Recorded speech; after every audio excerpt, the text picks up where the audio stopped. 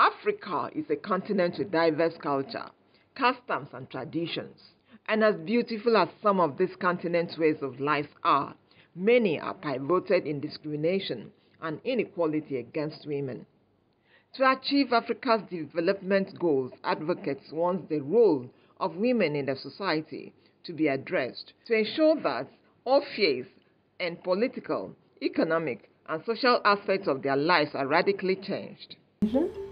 As the African Union, and the Constitutive Act has recognized that we still have challenges on the continent. So it's important as a union to have very clear and loud commitment that we are going to address that.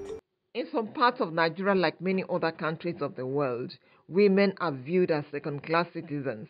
Each long tradition favors men over women, and gender equality seems a mirage. We cannot advance society or achieve any SDGs if we do not make inclusion of women at the center of all we do. Until we make a deliberate and conscious effort to include more women in the political system in Nigeria, I don't think we're going to move very far. We need a seat in the government. We need our quota in the government. Nigerian National Gender Policy 2006 highlights women's rights and makes provision for increased number of women in elected and appointed positions to 35%.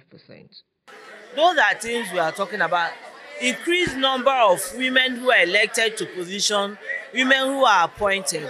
Because those who have been appointed and elected have distinguished themselves. So why are more women not being represented? That is a question we need to ask.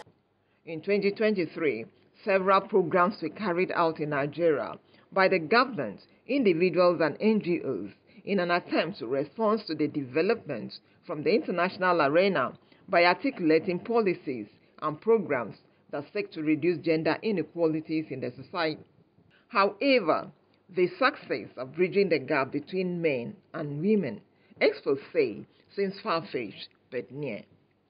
The odds are actually stacked against women. There is absolutely nothing that has not been done by way of advocacy, but it does appear that the might of patriarchy that we're fighting in Nigeria seems to be very tough.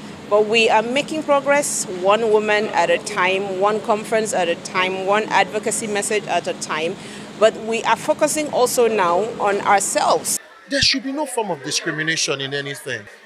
The first thing we need to understand is we all are human. And as long as you are human, you have brains. And there is no limited brain. And like when we say men don't have longer arms and women have shorter arms, right? So we all are expected to function as one in same ability. Some speakers say adherence to the African Charter on the Rights of Women in Africa, otherwise known as Maputo Protocol, in 2024 will go a long way. The Charter stipulates the various actions African states need to undertake to combat all forms of discrimination against women and girls. These rights, they noted, are part of African Union Gender Empowerment and Equality Framework and are what the African women deserve and want. Basi Taipan, NTA News.